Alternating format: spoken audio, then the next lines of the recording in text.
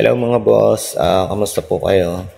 Yan, sana'y nasa mabuti po kayong kalagayan. Mga boss, ito po ay isang kolong-kolong na pang-deliver ng tubig. So ito po ay talagang pinamodified, yan, pinabalot ng sheet metal. Ito po ay paggawa ni Sir Engelbert ng Makati. At yan po ay ating in-undercoat para sa anti-rust, hindi po kalawangin yung ilalim niya. No? Kung mapapansin niyo po yan, balot po ito ng sheet metal. So parang mini jeep po ito.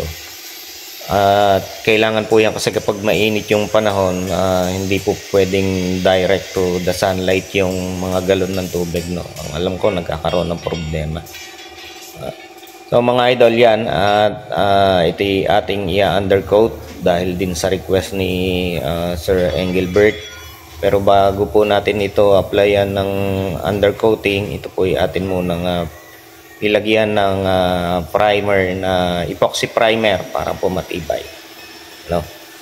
At mga idol, ito ay modified po yung pang ilalim nito at ito pinasadya yung mga hub niya, yung kabitan ng gulong ay pasadya po lahat yan.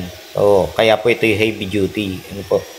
At ito po ay naglalaman ng 42 gallons. So malaki po siya kasi may double deck siya. Tapos may coil spring siya. Tapos meron din po siyang molye, no? Yan po ay sinadya pa sa factory, gawaan ng molye. At ito po ay sigurado matibay dahil ang kapal po ng aming flat bar na pang ilalim ay 3/8, ano. At yan po ay may solid bar din na 16 mm, ano pa, yung round bar. So kita nyo po yung pang ilalim niya, bukod po dun sa coil spring niya ay meron din po siya molye. At ito ay masinsin po ang under chassis niya dahil nga mabigat at maraming ikakargang tubig. So 42 gallons, imagine, napakabigat po niyan na ipangkarga dyan.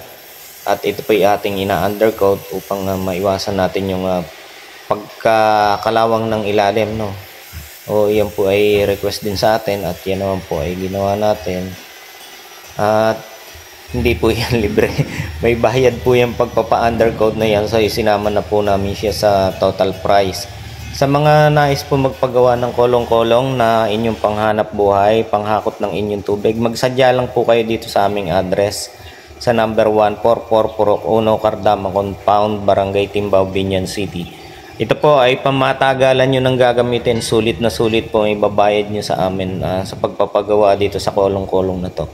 Sadyang heavy duty at sinadya naming lagyan siya ng mga materyales na matitibay para po pakinabangan nyo na matagal ang inyong kolong-kolong.